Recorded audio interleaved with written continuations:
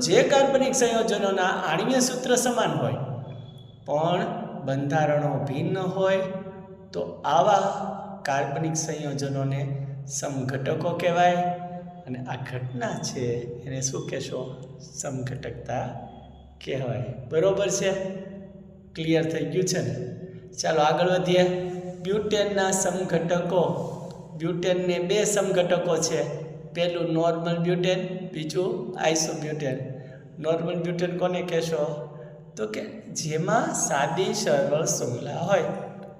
જેમાં સાદી શૃંખલા હોય એ કયો થયો? નોર્મલ ને.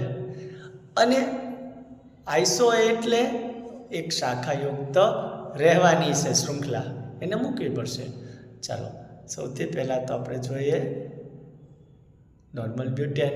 નોર્મલ બ્યુટેનની અંદર બ્યુટેનનું સૂત્ર આપણે જાળવવું પડશે.